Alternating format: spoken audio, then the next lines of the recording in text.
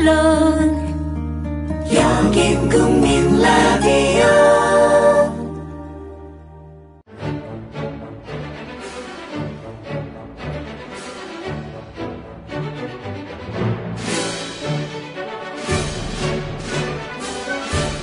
정치평론가 서영석과 김용민 PD의 정치 토크.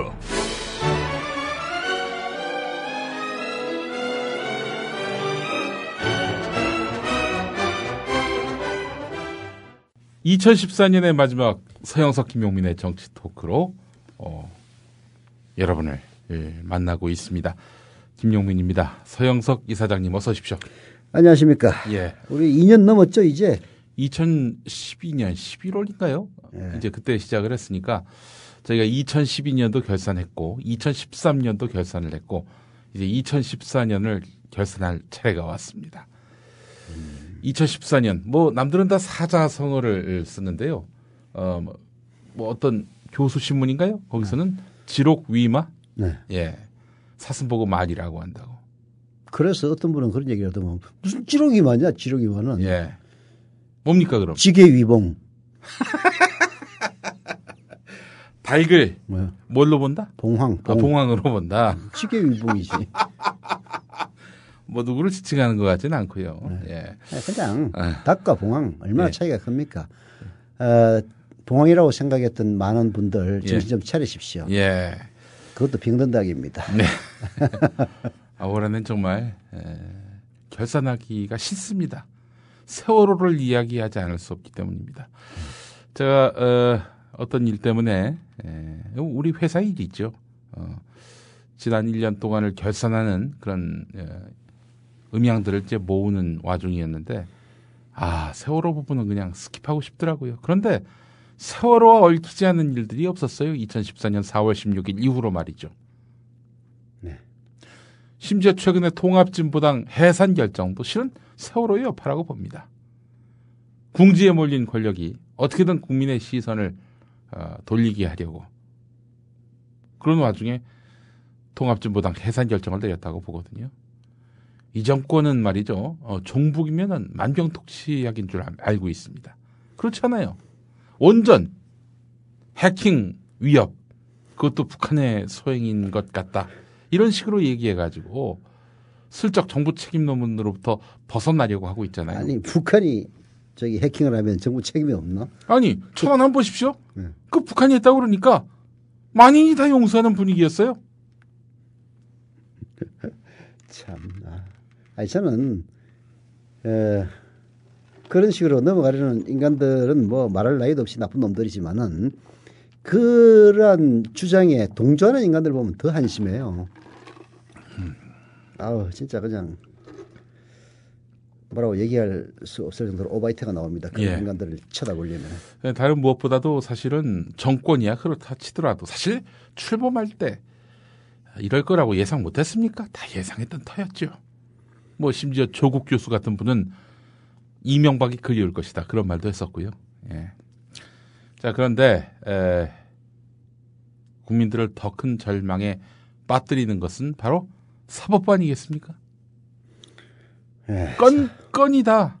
권력이 행복해할, 즐거워할 그런 결론만 내고 있으니 그렇지 않습니까? 김용판 원세훈 무죄부터 시작해서 쌍용자동차 해고 노동자들, YTN 해고 기자들 차례로 그래 당연하지. 자르는 게 당연하지. 그리고 무죄인 게 당연하지. 이렇게 나오고 있지 않습니까? 사법부의 보수화는 정말 우려할 만한 수준이죠. 물론 사법부도 젊은 판사들은 꼭 그렇지는 않습니다. 그러나 고법, 대법으로 올라가면 갈수록 그 보수화, 뭐 이건 보수화라고 보기도 없고 수구화가 아주 가중되고 있는데요. 네. 거기에는 이명박근혜 정권 7년의 적폐가 그대로 녹아 있습니다. 말하자면은 인사청문회 등에서 아주 개판인 장관들을 내세워서 그야말로 몰매를 맞습니다. 그래서 대법관 후보자를 추천할 때는 그렇게 큰 관심을 못 끌어요. 장관들은 워낙 개판인 인간들이 많이 있으니까. 그래서 별로 대중들이 관심을 안 기울이는 사이에 대법관이나 헌법재판소 재판관들 아주 수구적인 인사로 가득 채워놨습니다. 근데 그러한 결과가 뭐 쌍용차 판결이라든지 좀 상식으로 납득하기 어려운 그런 판결들을 양산하는 그런 현실을 맞닥뜨리게 만드는 것 아닌가 하는 그런 생각이 듭니다. 사실 이제 다시 김대중 노무현 정권 때를 보지 않을 수가 없는데요. 그때는 정권을 담당하는 사람들의 선의만 있으면은 제도가 어떻든 간에 그렇죠. 뭐 잘 굴러갈 것이다. 네. 그리고 김대중 노무현 정권 10년의 성과가 있는데 아무리 개 같은 놈들이 집권한다 손 치더라도 네. 뭐 완전히 되돌릴 수 있겠느냐라고 나이브하게 생각을 했었죠. 그런데 한나라당이 집권해도 나라 안 망한다. 네. 대북 그런 말하자면 낙관론을 일거에 부신 사람이 바로 이명박이고 이명박을 찜쪄먹는 분이 이제 박근혜 대통령이죠. 그래서 저희들은 이제 뭐 다음에는 아무리 세상이 거꾸로 돌아간다 손 치더라도 정권이 저는 바뀌리라고 봅니다. 정권이 바뀌면은 이런 규칙들을 좀 제대로 만들어야 되겠다는 그런 생각이 들어요. 뭐 KBS 사장이라든지 MBC 사장을 뽑는 게 집권하는 그 진보 개혁 세력이 좀 손해를 보더라도 별로 손해 보지도 않습니다. 사실은 정상적으로 뽑으면은 뽑는 방식을 권력이 입맛에 맞는 그런 사람이 아니라 뭔가 좀 우리 뭐라고 해야 되나 이제 지도층의 합의를 토대로 뽑을 수 있는 그런 규칙들 그런 것들을 만들고 뭐 대법관이라든지 헌법재판소 재판관이라든지 이런 것들도 보면은 대통령이 그냥 대통령과 다수당 뜻으로 다 구성될 수 있는 그런 구조로 돼 있어요. 예. 그래서 이런 것들을 좀 근원적으로 고쳐야 되지 않겠느냐 그런 생각이 듭니다. 사법부의 보수화가 정말 우려가 됩니다. 양승태 대법원장 취임 이후에 과거사 손해배상 청구 시효 제한 판결을 내렸죠. 네. 그러니까 과거사와 관련해서 손해를 입은 분들 이런 분들에게 국가가 배상을 해야 되는데 당신 시효가 만료됐구만 못 받아 이런 판결을 내린 적이 있었고요. 전교조 시국선언 사건과 관련해서 유죄 판결을 내렸고요. 제주 해군기지 건설 사업 합법 판결 내렸습니다. 해군기지 건설 사업이 합법이니 그 강정마을 주민들 닥치세요. 이런 결론을 내렸던 거 아닙니까? 또 통상임금 사건 제조업체 콜텍의 해고 노동자들과 철도노조 파업 관련 사건에 이어서 쌍용차 정리 해고 적법 판결 그리고 YTN 기자 해고 셋은 타당하다 뭐 이런 판결까지 모두 사용자와 기업의 편을 드는 그런 판결을 내렸습니다. 사회적 약자와 소수자의 권리 보호를 사명으로 삼겠다던 약속은 왜 했습니까? 도대체. 그러니까 말입니다. 이게 이제 우리나라는 결국은 대법관이나 헌법재판소 재판관의 구성이 그야말로 사회의 극히 일부에 지나지 않는 판사, 남성, 서울대 이거 아닙니까? 네. 그런 계층을 대변하는 사람들로 이루어져 있다는 게 문제죠. 그래서 뭐 재벌이나 대기업 이런 사람들을 대변해 줄 수 있는 헌법재판관이나 대법관도 있어야 됩니다. 한 명만 있으면 됩니다. 그 지금 대법원장을 포함해서 대법관 14명 모두가 판사 출신이라고 합니다. 아니 뭐 판사 검사 이렇게 다양하게 하고 또 변호사 판사 검사를 거치지 않는 변호사 혹은 판검사 변호사를 거치지 않은 뭐 사법 관련 교수들 꼭 법조인이어야 합니까? 뭐 아무래도 이제 아니 우리 사회에 법조인만 있나요? 전문성이 요구되니까 아니 노동자의 그 입장에서 혹은 뭐 기업인의 입장에서 뭐 많지 않습니까? 농민의 입장에서 아니 이제 법관들 중에서도 이제 전문 분야가 많이 나뉘니까 법조인들 중에서도 이제 그쪽 그런 데서 맞춰서 뽑으면 되겠죠. 아마 그 법관 자격이 없는 사람을 뽑는다 그러면 아마 뒤집어질 겁니다. 근데 뭐 그것도 저는 방법이라고 생각해요. 아니 근데 사실은 비법조인도 대법관이나 헌법재판관이 될 수 있다. 하종강 성공회대 노동대학장 말씀은 이렇습니다. 뭐 아까 그 법조인들도 각자 전문 분야가 있을 것이다라고 말씀하셨는데 맞는 말씀입니다만은 노동법을 전공한 사람은 극히 드물다고 합니다. 왜냐 노동법 자체가 이 너무나 그 복잡하고 난해하고 외울 게 많고 그러다 보니까 그걸 잘 공부하지 않으려고 한대요. 그러니까 노동자의 권익은 뭐 사용자를 위해서도 노동법은 해야 되는데 네. 그런 의미에서 보면은 우리 사회에서 노동자들이 잇따라 큰 재판에서 다 지는 이유도 다 어떤 구조적인 문제가 있는 거죠. 사실 지금 보면 말이죠. 그 미국 연방 대법원은 변호사, 교수, 그리고 인권단체 활동가가 법조인이 아닐 수도 있는 거 아닙니까? 아마 변호사 자격증 갖고 있을 겁니다. 그래요? 뭐 독일 같은 경우 최고 재판관을 연방의회에서 선출하도록 해서 다양한 직업 출신을 배출하고 있고 일본도 최고 재판관 일부를 비법률가 출신에서 선발한다고 합니다. 아, 비법률가도 있네. 네, 그렇습니다. 대법원이 이 민주주의와 기본권 수호라는 그러니까 인권 수호라는 기본적인 사명에 충실하기 위해서는 남성, 서울대 그리고 판사 여기 편중돼 있는 구조를 바꿔야 된다는 거죠. 여하튼 그 선발할 수 있는 방식을 바꿔야 됩니다. 왜 그렇게 됐겠습니까? 뭐 남성 경상도 서울대 판사 출신들 뽑으려고 해서 그렇게 된 건 아닐 거란 말이에요. 뽑다 보니까 그렇게 되는 건데요. 결국은 현재 그들에 의해서 움직이는 이 사회 네. 그리고 그들을 대면하고 있는 그 사람들이 그들을 뽑기 때문에 그런 일이 발생하는 거거든요. 예.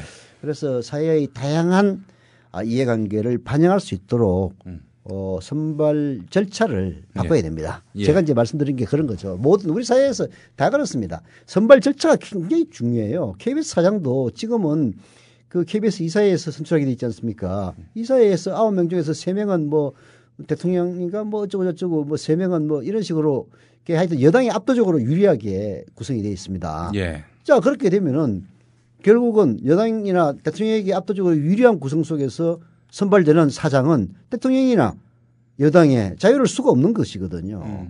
그런 식으로 어디든 선발하는 방식을 바꿔서 네. 권력이 아예 개입을 차단시키는 그런 묘수를 찾아야 됩니다. 이게 뭐 새누리당이나 박근혜 정권 하에서는 불가능한 일이고요.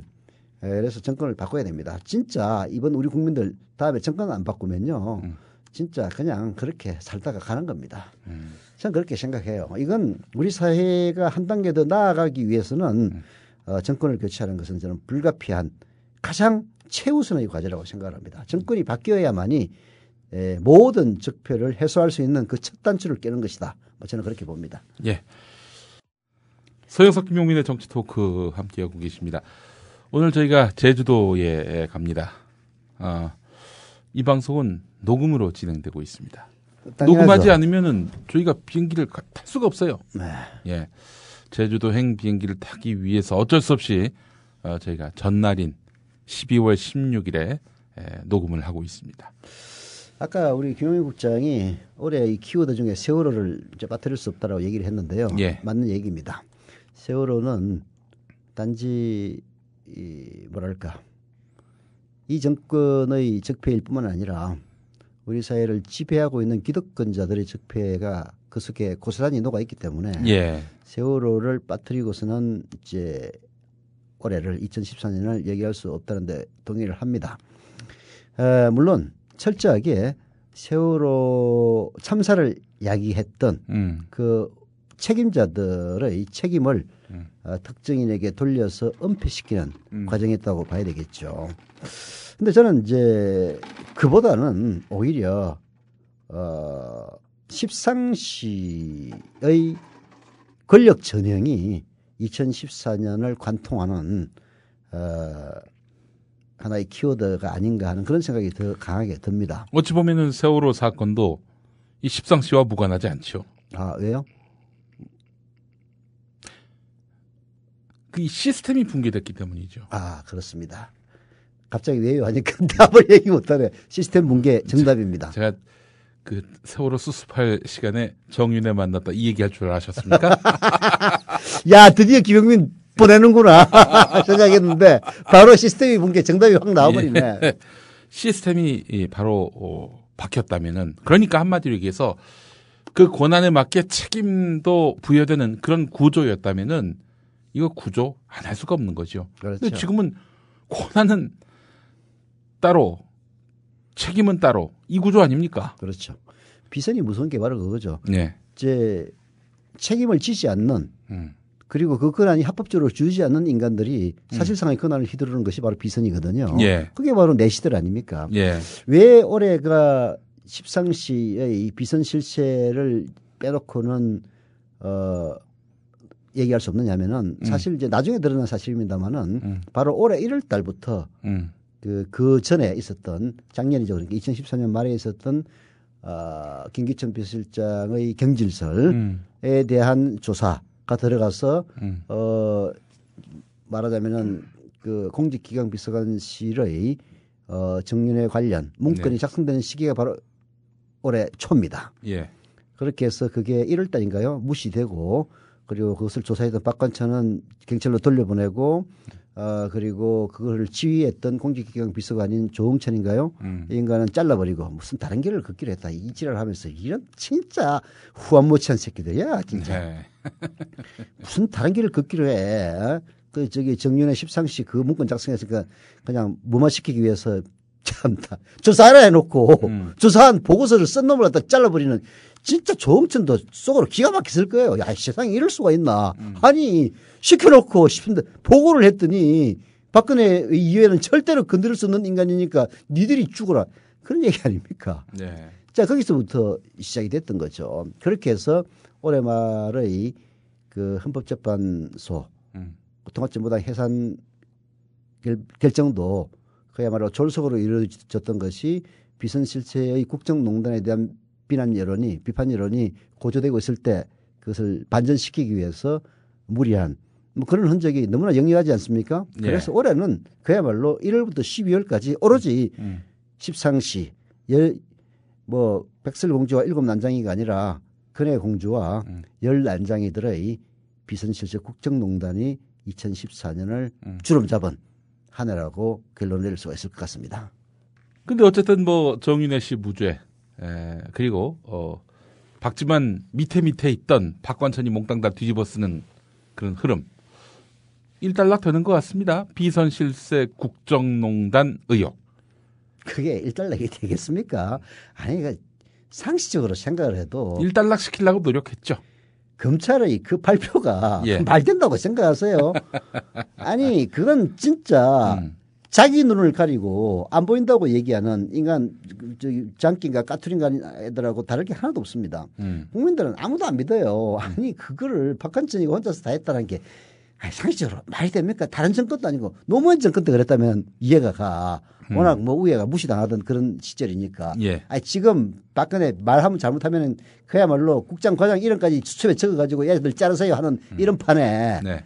아니 밑에 있는 쫄따구들이 세상 무서운 줄 모르고 지들이 다 했어? 그 말 된다고 생각하십니까? 지나가는 진짜 어린아이를 잡고 물어도 말 안 된다고 얘기할 겁니다. 애들도 모르잖아요. 그러나 그렇게 고집을 피울 수밖에 없는 네.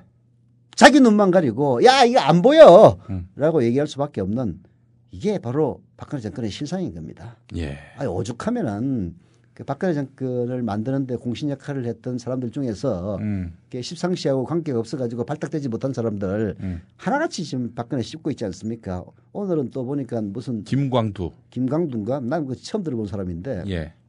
하여튼 박근혜 뭐 개판이라고 저기 욕을 하더라고요. 그래서 내가 그랬어요. 속으로. 아이고 그걸 모르고 그러면 네가 거기 가가지고 무슨 뭐 박근혜 정책을 도와준다고 나발을 풀었냐 예. 이런 생각이 들더라고요. 패불출이죠 한마디로 얘기해서. 이렇게 짝이 없는 인간들이죠. 그걸 믿고 아이고 하긴 그걸 믿고 찍은 인간들도 있으니까 뭐 누굴 원망하겠습니까? 참. 네.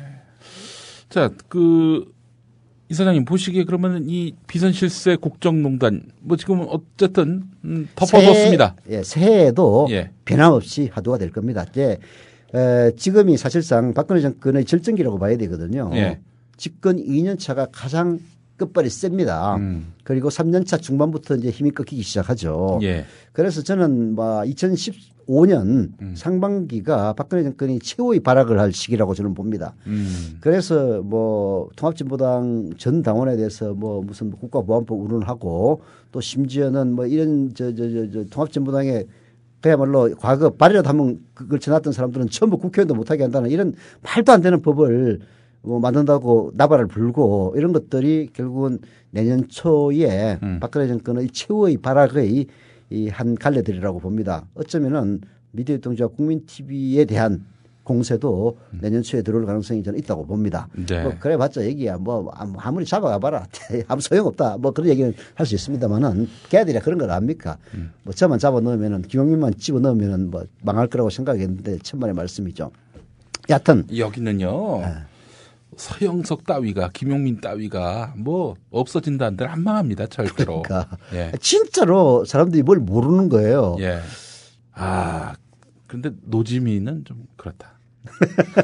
서영석 김용민 잡아가면 그래도 뭐 상관이 없는데. 예. 아니, 아니, 뭐 농담이고요. 농담으로 하는 얘기겠죠. 아니, 근데 진짜 우리 저 TV 아니, 라디오국에 그런 얘기가 전혀 농담만으로 들리지 않는 거는 예. 만약에 이제 뉴스K의 1년차 PD들까지 잡아가는 그런 사태가 온다면은 예. 그야말로 국민 TV를 붕괴시키기 위한 그런 거라고 봐야 되겠죠. 뭐 그렇게까지. 근데 이 세상이 뭐 우리가 벌써 이렇게 위기를 짐작하는 것 자체가 우리 청취자 여러분들께 뭐 이게 좀 아니. 근데 이제 우리야 뭐 거기에 대처할 방법도 없고 그냥 예. 굳건하게 우리 길을 가는 거 이외에는 다른 방법이 없죠. 그렇죠. 예, 예.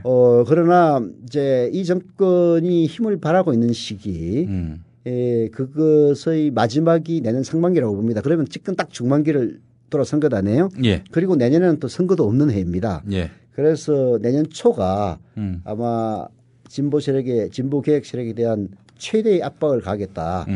이미 제가 뭐 통합진보당 해산 명령으로 해서 그 밑바탕을 깔아놓은 거 아니겠습니까? 그렇죠. 예. 제가 이제 얘기하는 최후의 발악을 할 시기다. 이제 이렇게 보고요. 예. 자, 그렇다면 내년 상반기에는 어떨지 모르겠는데 상반기만 지나가는 순간 이제 내리막길로 가는 겁니다. 이게 심하게 스프링을 누르면요. 그것이 이 반동으로 튀었을 때 그 위력이 훨씬 더 커집니다. 그렇죠. 예. 그래서 저는 박근혜 정권의 내리막길은 비참하리라고 봅니다. 그래서 이제 십상시의 십상시 국정농단도 예. 올해 하반기에는 엄청난 이슈로 재점화될 것이 분명합니다.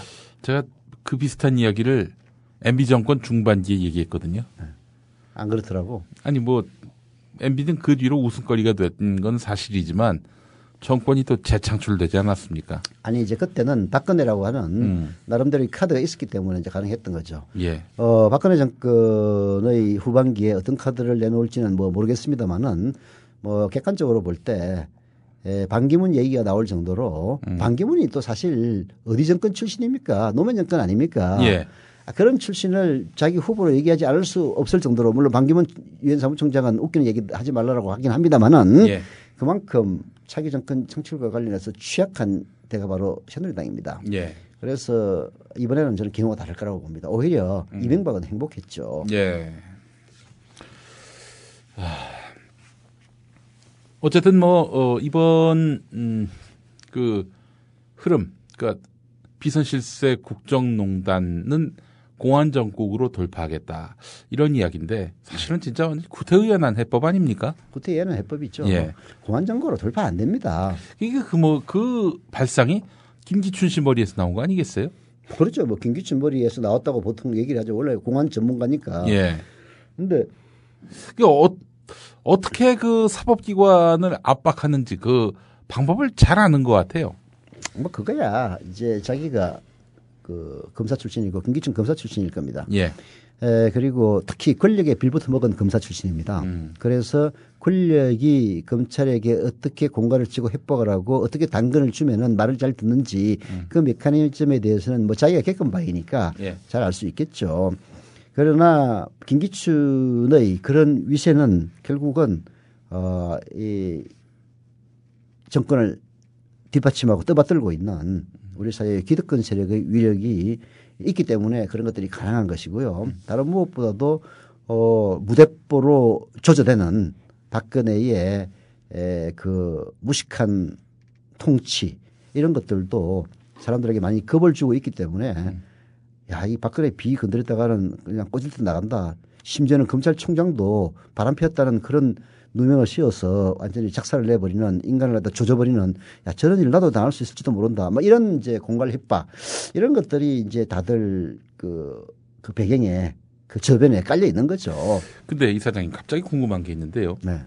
그 내년 상반기까지만 이렇게 그 힘이 먹힌다는 거 아닙니까? 권력의 힘이 권력의 겁박이 통한다는 건데 뭐 시기적으로 2015년 7월 2일과 동시에 말빨이 안 먹힌다 이렇게 볼 수는 또 없는 거 아니겠습니까? 그렇죠. 이제 내년 상반기 즉 1, 2, 3월 지나면 슬슬 힘이 빠지기 시작하겠죠. 왜 그럴까요? 그 무슨 약속이라도 한 듯이 힘 빼기로 한 것도 아니고. 그게 결국은 사람의 시각이 그렇게 만드는 겁니다. 예. 아 이제 갈참이야? 예. 라는 생각이 드는 순간 겁을 안 내는 거죠. 네. 물론 뭐 그렇다 해서 이제 인사권을 쥐고 있는 사람이 대통령이고 그래서 아마 무식한 인사 엄청나게 많이 할 겁니다. 자, 그런데 이제 아까 얘기했다시피 이명박도 그렇게 힘이 안 빠졌다고 얘기했잖아요. 예. 저는 뭐 그 박근혜가 워낙 엉뚱한 일을 많이 해가지고 그 몰락도 비참하리라고 보긴 합니다만은 본질적으로 이들은 유리한 환경을 갖고 있습니다. 즉 다수를 차지하고 있는 보수 언론들, 수구 언론들, 그리고 종편들, 무엇보다도 KBS, MBC를 완벽하게 장악하고 있다는 이런 것들이 결국은 박근혜 정권의 몰락을 조금 늦춰주는 그런 역할을 하게 뻔합니다. 그래서 민심의 이탈 속도와 그것을 막으려는 언론 권력, 자본 권력의 그 힘, 예. 이런 사이의 갈등이 어디가 우세하느냐에 따라서 이제 속도를 정하겠습니다만은 그러나 뭐 어찌됐건 이제 내년 하반기부터는 정권의 힘이 빠지리라는 것만은 분명합니다. 아니 그런데 말이죠. 정권이 힘이 빠지는 거는 단순히 시기만으로 말할 수 없는 그런 부분이 있지 않습니까? 이를테면은 차기 주자가 나타나서 다음에는 저 사람이 되겠네 하면서 어떤 힘의 균형이 그쪽으로 쏠린다든지. 그러니까 박근혜 정권이 정권을 재창출할 수 있는 차기 주자가 있다면은 이제 글로 오히려 그쪽으로 힘이 쏠리죠. 뭐 이를테면 뭐 김무성이라든지. 그렇죠. 뭐 김문수. 가령 뭐 이명박 정권 하반기에는 힘이 박근혜에게로 쏠렸던 것처럼 박근혜 정권 하반기에는 유력한 차기 주자로 힘이 쏠릴 수는 있습니다. 그러나 김무성이든 뭐 김문수든 누구든 정몽준이든 이미 지금 반대 지정에 있는 뭐 문재인이나 박원순이나 안철수에 비해서 한 수 아래라는 것은 누구나 이런 상황에서도 한 수 아래라는 거는 뭐 얘기할 필요도 없는 것이거든요. 그렇죠. 예. 그래서 박근혜 정권의 내부의 동력이 차기주로 쏠리는 그런 현상은 저는 없을 거라고 보고요. 오히려 야당 쪽으로 힘의 추가 쏠림으로써 박근혜 정권의 급속한 몰락을 재촉하는 그런 가능성이 훨씬 더 큽니다. 그리고 아까 특정한 뭐 사건 계기도 없이 그냥 시기가 그렇게 됐다는 것만으로 몰락을 얘기할 수 있느냐라고 말씀을 하셨는데요. 그렇지 않은 것이 지금까지 드러났던 모든 것들 중에서 단 한 건도 해결된 상태에서 뭔가 개선된 상태에서 넘어간 적이 단 한 번도 없습니다. 다 힘으로 누르고 넘어갔거든요. 저는 그래서 이제 십상시 즉 비선 실세의 국정농단 이 문제가 아마 내년 하반기에 또다시 불거지지 않겠느냐.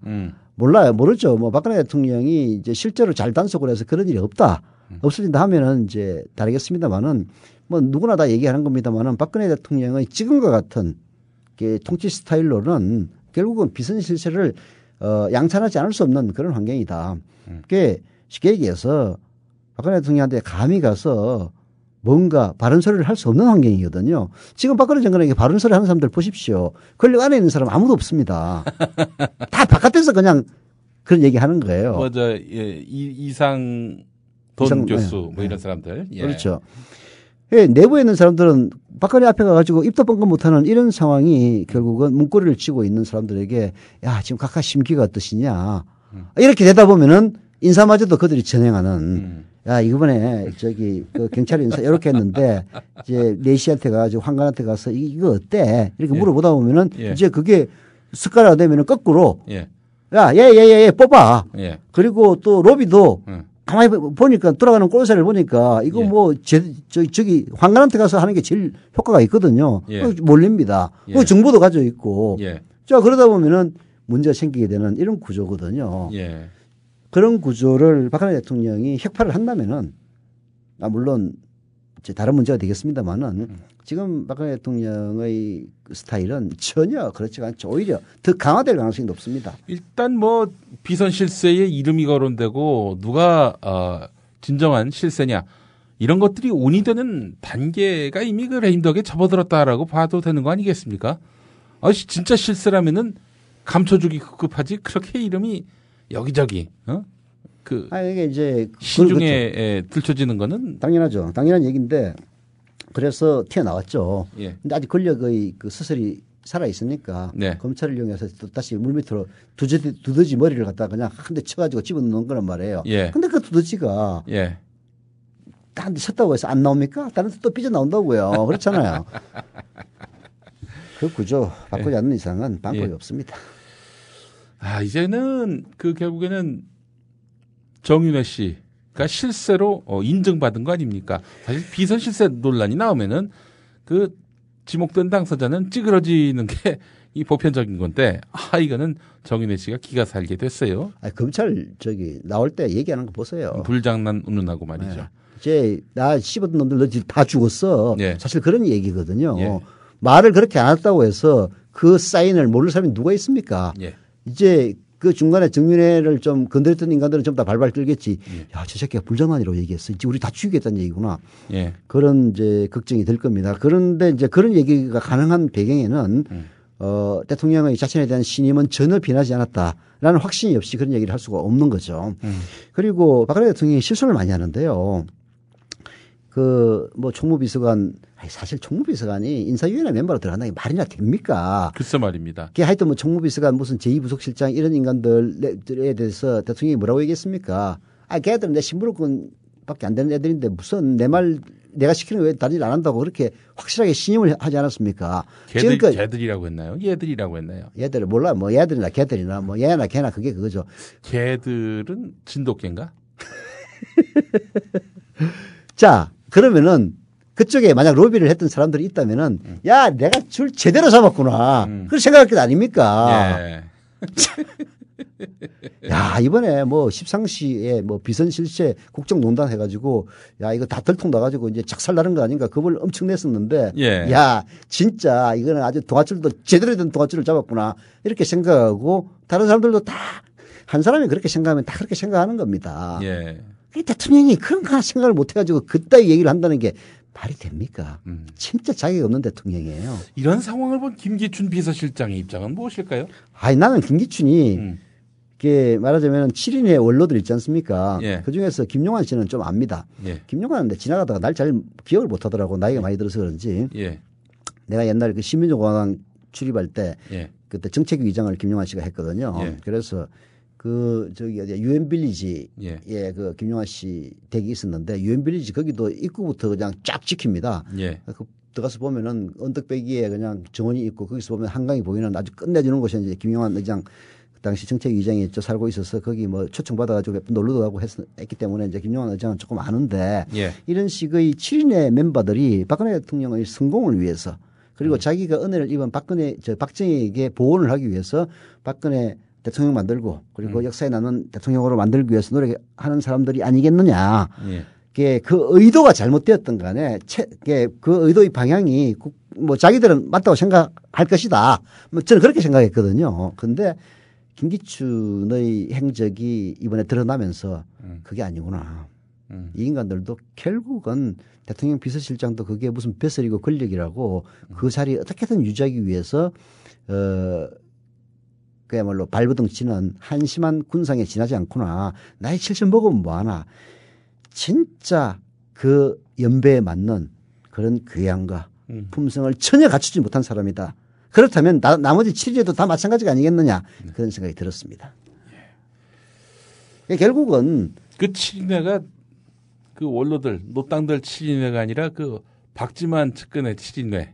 그러니까 그 용어도 보세요. 참 진짜 장명 센스도 보면 진짜 아이고.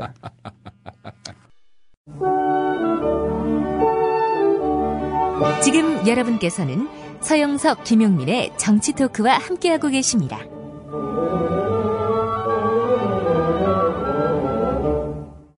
자, 이사장님, 이제 우리 새정치민주연합 얘기를 한번 좀 해보겠습니다. 네. 새정치민주연합 지금 올 한 해 김한길 민주당 대표, 새정치연합 창당 준비를 하던 안철수 의원, 이렇게 야권의 간판 주자는 또 그렇게 이제 2014년에 막이 올라감과 동시에 이렇게 두각을 드러냈는데요. 그러다가 이제 2월에 합당 선언을 했죠. 창당을 했습니다. 6.4 지방선거에서 뭐 무승부한 것 같습니다. 근데 730 재보선에서 완패하면서 두 사람 모두 물러났습니다. 그보다 앞서서 원내대표가 된 박영선 의원이 사실상의 당대표까지 다 겸임을 했는데 세월호 협상 과정에서 이 국민들의 마음을 잃어버리는 바람에 결국 그 자신도 원내대표직을 내놓을 수밖에 없었고요. 비상대책위원장 자리는 뭐 그보다 앞서서 먼저 물러났죠. 문희상 의원이 이제 들어오게 됐고요. 이제 2월에 전당대회를 앞두고 있는 상황입니다. 하여튼 올 한 해 그 새정치민주연합은 야당이 어디까지 망가질 수 있는가를 보여준 아주 돋보이는 한 해가 아니었나 그런 생각을 해봅니다. 야당이 단추를 잘못 낀 것은 사실은 김한길 의원 때문이라고 봐야 되겠죠. 그것은 결국 그 대선 국면을 주도했던 뭐 주도한 것도 아니죠. 사실 알고 보면은 문재인 의원 어로 상징되는 이른바 친노를 견제하기 위해서 전당대회 룰을 바꿔서 시민들이 참여할 수 없도록 만들고 그야말로 당원인 대의원들만 투표하도록 만들어서 결국은 김한길이가 당대표의 한을 풀지 않았습니까? 거기서 사실은 야당의 단추를 저는 잘못 꼈다고 생각을 합니다. 냉정하게 얘기하면요. 김한길 체제의 당시 민주당이었나? 민주당은 과거 전두환 시절의 민한당과 전혀 다를 바 없는 그런 행태를 보였습니다. 그렇죠. 전 정말 분노스러워요. 김한길 의원에 대해서 그렇게까지 안 봤는데 야 어떻게 저럴 수가 있나. 물론 박근혜에 대한 두려움 뭐 정치를 잘 아니까 뭐 그런 것은 존재했을지 모르겠습니다만은 야당 대표라는 것은 사실 그런 어려움과 위협 협박 공갈 속에서도 의연하게 자기 길을 가는 그런 모습을 보여줘야 됩니다. 그래야 국민들이 신뢰를 하는 거죠. 야당이 갖고 있는 힘이 뭐가 있습니까? 검찰을 갖고 있습니까? 경찰을 갖고 있습니까? 국정원을 갖고 있습니까? 결국은 바른 길밖에 없는데요. 김한길 의원은 바른 길은커녕 오히려 박근혜 정권에게 적극적으로 힘내가는 모습을 보여줬다 해도 과언이 아닐 정도로 야권 지지자들에게 실망을 줬죠. 그 잘못된 단추를 다시 바로잡기 위해서 거의 2년간 야권은 질이 밀려 상태에서 계속 헤맸던 겁니다. 사실 안철수 의원이 부각됐던 것도요. 결국은 그 김한길 체제 민주당이 개판 5분 전이 아니었다면은 될 수가 없는 거죠. 건노갑 의원이 이제 들어와서 바꿔야 되지 않겠느냐라고 얘기를 했다고는 하는데요. 김한길 체제가 워낙 불신을 받기 때문에 안철수 의원도 야책이 들어가면은 내가 이 당을 장악할 수 있겠다. 뭐 그런 자신감이 생기지 않았겠습니까? 네. 저는 결과적으로 그렇다고 봅니다. 만약에 강력한 당권 주자가 존재를 하고 국민들의 신뢰를 받고 있다면은 안철수 의원 절대 안 들어왔을 겁니다. 거기에 들어가서 자기 입지 쓸 여지가 없으니까요.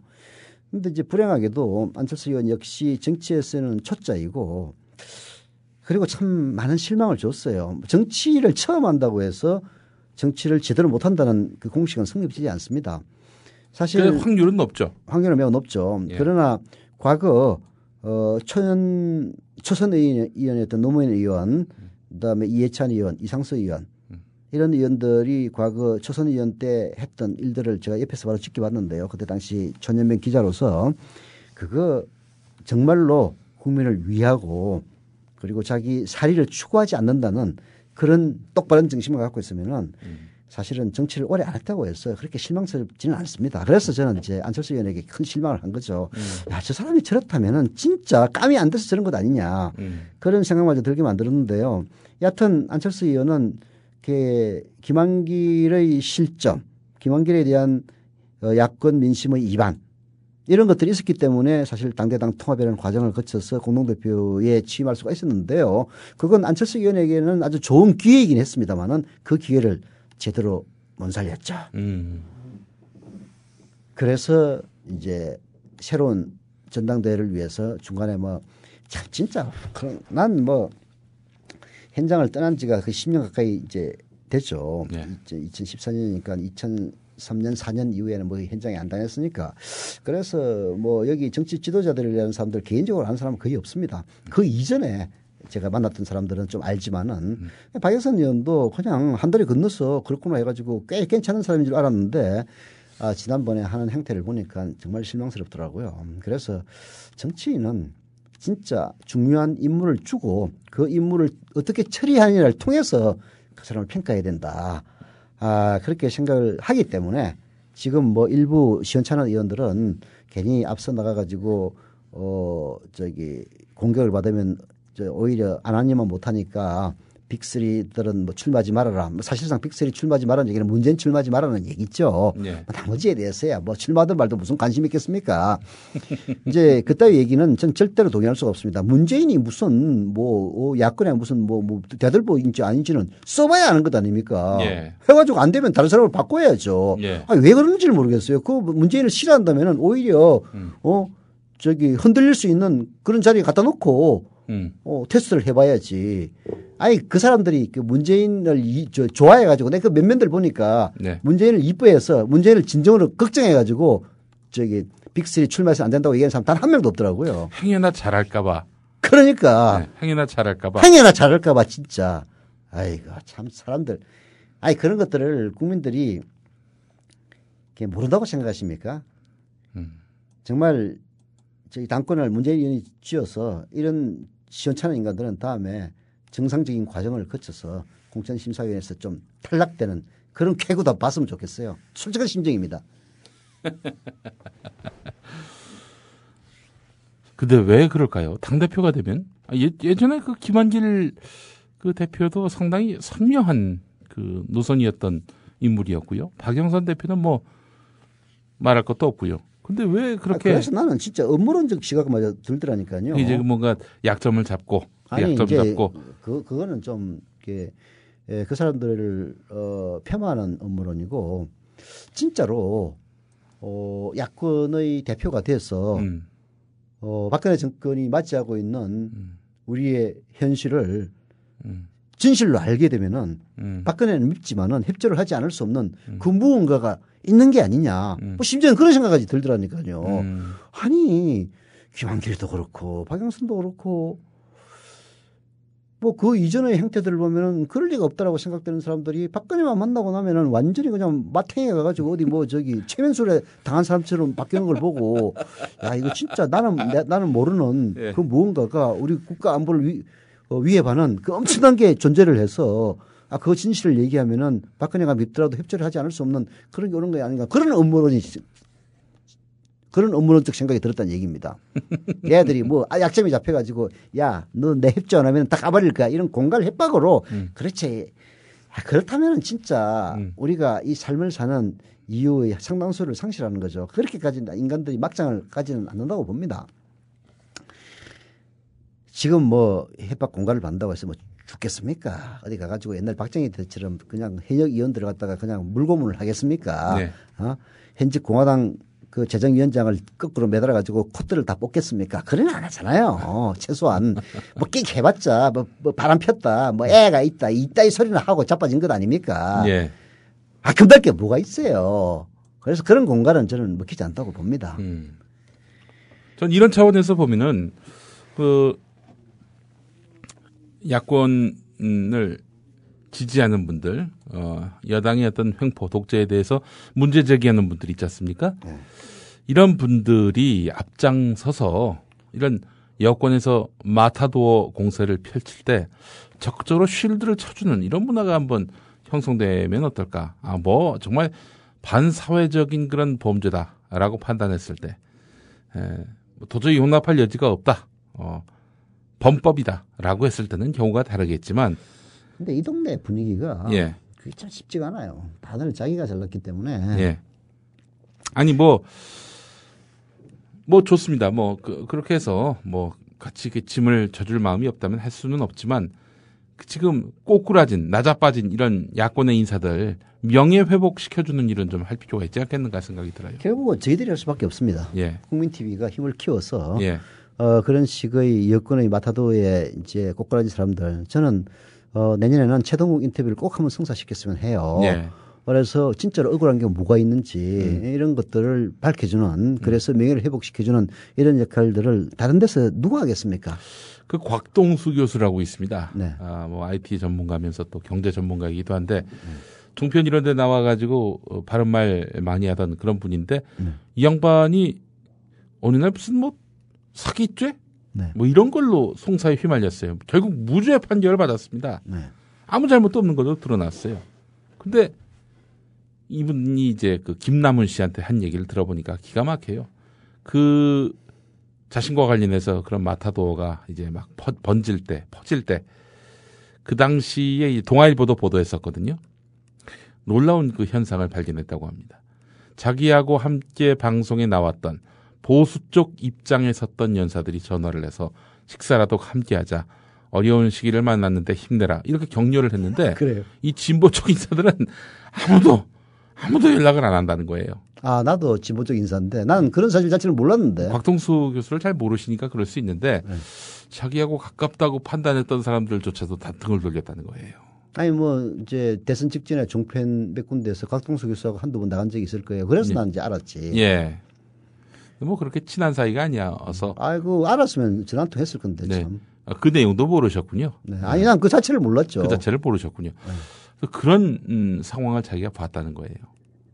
참 이 동네에 보면은 의리 없어. 의리가 없는 거라고 볼 수도 있고 그것이 뭐가 잘못됐냐. 뭐 쉴드 쳐주는 게 더 어색하다 이렇게 말하는 분들도 있습니다. 자, 그런데 조선일보를 보면 말이죠. 이른바 우파 인사들이 무리를 일으켜서 쫓겨나잖아요. 나중에 종편이든 지면이든 명예회복을 시켜줍니다. 반드시. 그리고 이제 새정치민주연합 같은 경우도 보면은 한때 이제 과거에 당에서 요직을 차지했던 그런 분들.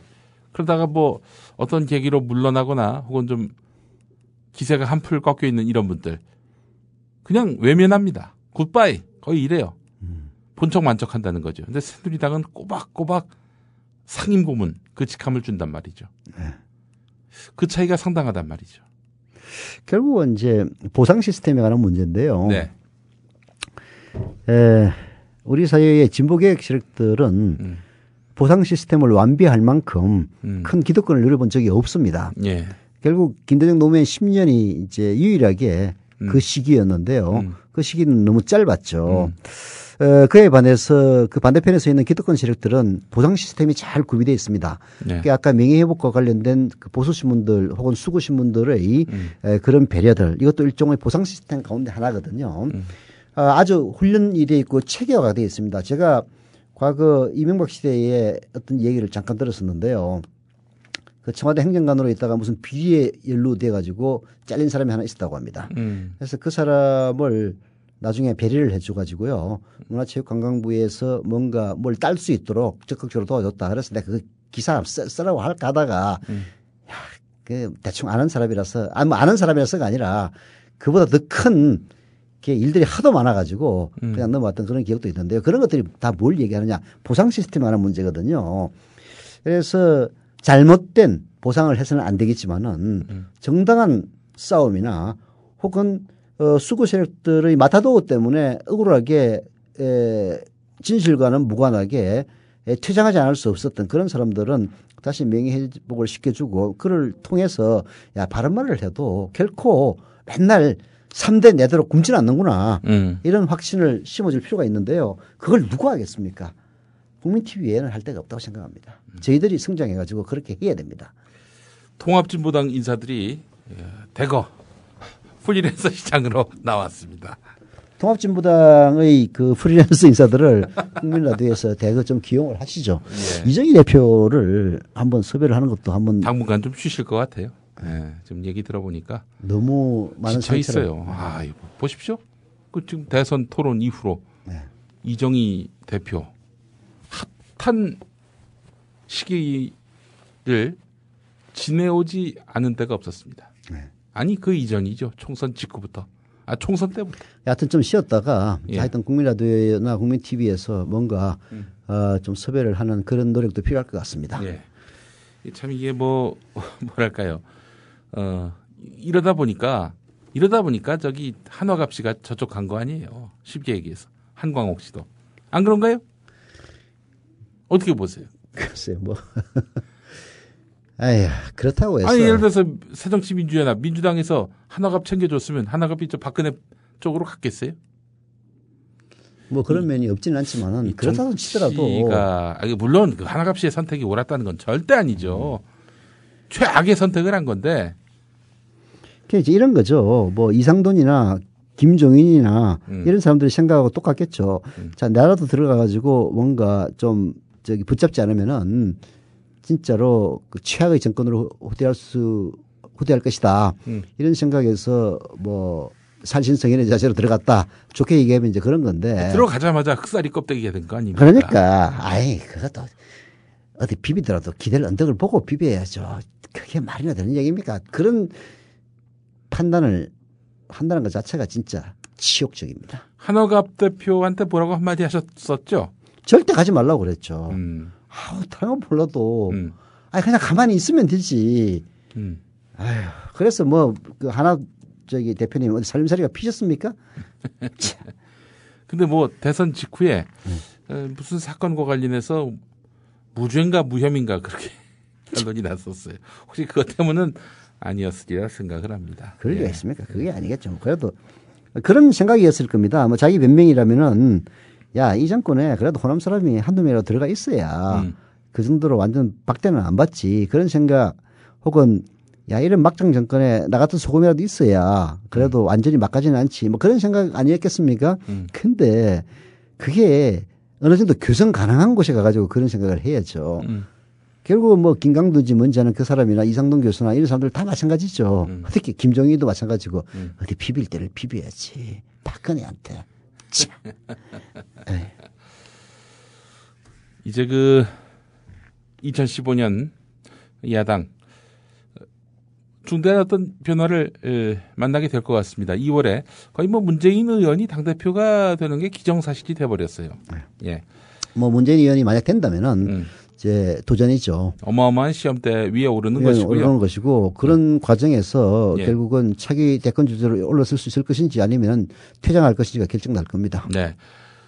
그리고 또 하나 신당 창당 이야기가 나옵니다. 정동영 새정치민주연합 상임고문이 탈당을 하고 이제 신당의 주도자가 되는 거 아니냐 이런 얘기도 나오고 있는데 참 뭐랄까요? 그건 사실 새정치민주연합의 결핍 때문에 발생한 현상 아니겠습니까? 이게 뭐 조경태, 황종 이런 인간들이 그냥 틈만 나면 엉뚱한 이야기를 하는 것과는 다른 결의 움직임이란 말이죠. 내가 봤을 때 황종, 조경태 절대 안 나옵니다. 그게 이제 정동영 전 의원이 그런 판단을 한다는 것 자체를 뭐라고 하고 싶지는 않습니다. 예. 그게 뭐 정동영 의원이 이제 이명박과의 대결 이후 뭐 대패한 이후에 걸었던 노선들을 보면은 상당히 그 진보적인 노선을 많이 걸었죠. 예. 그래서 이 정권, 지금 현재 새정치민주연합은 너무나 보수화되어 있기 때문에 내 뜻을 펼치기가 어렵다. 해서 새로운 진보정당을 만들어 보자. 그런 식으로 한다면야, 뭐 그 선택을 나무랄 수는 없습니다만은 그럼에도 불구하고 아쉬운 점은 많이 있어요. 정동영 의원은 우선은 자기 자신이 처한 위치가, 비록 새정치민주연합 내에서는 뭐 비주류의 길을 걸어왔습니다만은 사실 약자의 입장은 전 아니었다고 생각을 합니다. 물론 뭐 자기를 싫어하는 인간들이 당권을 쥐고 있으니까 뭐 어떻게 직함도 제대로 주지도 않고 지원도 안 해주고 맨날 천밥대접이나 하고 뭐 그런 일이 있었겠습니다만은 새정치민주연합의 정동력은 절대 비주류라고 볼 수는 없죠. 그렇지 않습니까? 그러면은 내부에서 고칠 수 있는 여력이 많이 있는 상태라고 저는 보거든요. 그 정동영 의원 같은 사람이 밖으로 뛰쳐나와서 새로운 진보정당을 창당하는 것하고 예. 새정치민주연합 내부를 개혁하기 위해서 움직이는 거하고 어디가 더 큰 역할을 할 수 있을 거냐 얘기할 필요도 없는 겁니다. 그래서 왜 내부 개혁을 할 생각을 하지 않고 뛰어나갈 생각을 할까? 문재인 의원이 당대표가 된다면은 문재인 의원도 생각 잘 해야 됩니다. 정동영 의원 같은 사람 끌어안아야 됩니다. 그래서 힘을 합쳐서 당을 개혁하고 그리고 진정으로 시민들이 지지해주는 정당을 함께 만들어가면은 저는 그게 훨씬 더 바람직하고 보람찬 일이라고 생각을 하거든요. 만약에 정동영 의원이 나가면은 진보정당을 위해서 나간다고 본인은 그렇게 명분을 내세우겠지만은 또 다른 호남당이 생길 수밖에 없는 구조입니다. 그게 지금 진보 정치 세력이라고 볼 수 있는 사람들 곰곰이 따져보면요. 다 과거의 NL, PD 그 계열 속에서 맨맨한 민주노동당 그 역사 속에서 잔뼈가 굵은 사람들입니다. 결국은 통합진보당도 일종의 통일전선 전술에 의해서 유시민을 영입해가지고 한번 재미 보려다가 그 들통나는 바람에 결국은 분란이 일어나고 결국 정의당 분단까지 일어나지 않았습니까? 이게 진보정치의 피할 수 없는 현실입니다. 이 속에서 과연 정동영이라는 사람이 선의로 나온다선 치더라도 정동영을 중심으로 진보정당을 구축한다? 어린 반푼을 치도 없는 이야기입니다. 전당대회에서 당 지도부가 개혁적 아이콘을 이게 쥐게 된다면은 그러면은 정동영 고문이 이끄는 신당도 참 쉽지 않겠다 이런 생각은 듭니다. 그러니까 김한길 뭐 이런 분이 당대표가 되는 와중에 정동영 전 의원 상임 고문이 이런 퇴행적 보수적 야당으로는 앞길 예측 못한다 이러면서 따로 나간다면 모를까. 지금 저쪽도 상대적으로 이제 반보수 노선의 그런 지도부가 형성이 된다면은 정동영 고문의 입지도 그렇게 넓진 않아 보이고요. 이런 건 아닌가요 혹시? 문재인, 정동영 예를 들어서 이렇게 당대표가 된다고 치죠. 이분들이 나중에 총선 대선 앞두고 이렇게 뭔가 뜻을 모은다든지 뭐 야권 단일화까지는 아니더라도 어떤 연대 양축으로서 지분을 나눌 가능성은 없는지. 그게 이제 만약 정동영 신당이 생긴다면 가장 베스트의 상황이죠. 예. 지금 진보정치 세력은 그야말로 큰 위기에 놓여 있습니다. 뭐 사실 이제 과거의 아이콘이라고 할 수 있는 심상정, 노회찬 그리고 이정희 사실상 대중적인 약발은 다한 그런 상태입니다. 그래서 뭐 정동영이라는 보수 정치인 그러나 그동안 진보적인 길을 걸어왔던 사람들 영입을 해서 진보정당의 새로운 지도자로 옹립한다. 뭐 이론적으로 그렇게만 되면은 저는 괜찮다고 봅니다. 그래서 그 진보정당이 나중에 문재인이 이끄는 보수야당과 힘을 합쳐서 야권 단일화도 하고 뭐 그렇게 간다면은 좋은 길이 되겠죠. 근데 참 어려운 길입니다.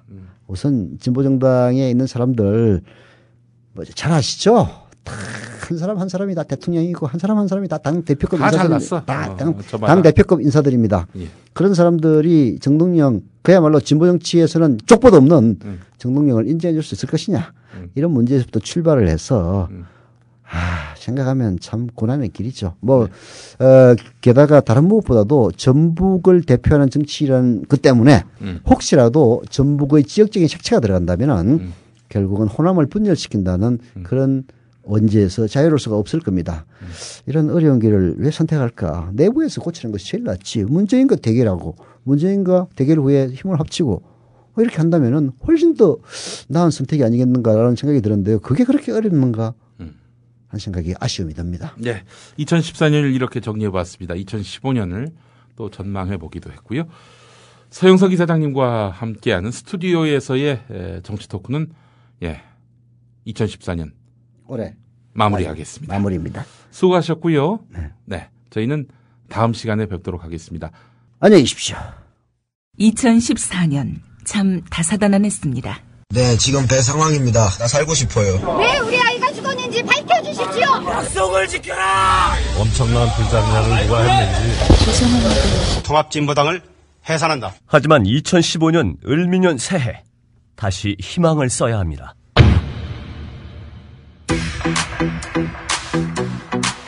미디어 협동조합 국민라디오 송구영신 프로그램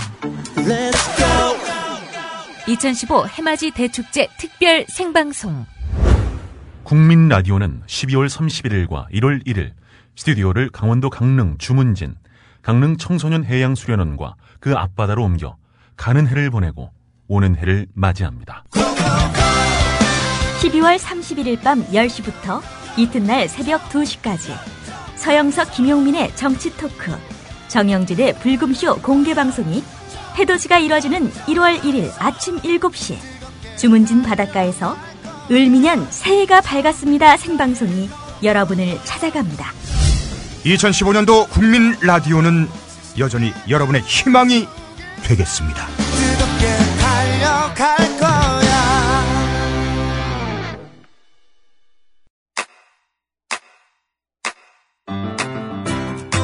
국민라디오 지지하는 4가지 방법 아시나요? 다운로드하기, 별점 주기, 댓글 달기, 구독하기. 국민라디오를 보다 많은 이들에게 전할 수 있는 가장 손쉬운 방법. 다운로드하기, 별점 주기, 댓글 달기, 구독하기. 잊지 마세요. 다운로드하기, 별점 주기, 댓글 달기, 구독하기.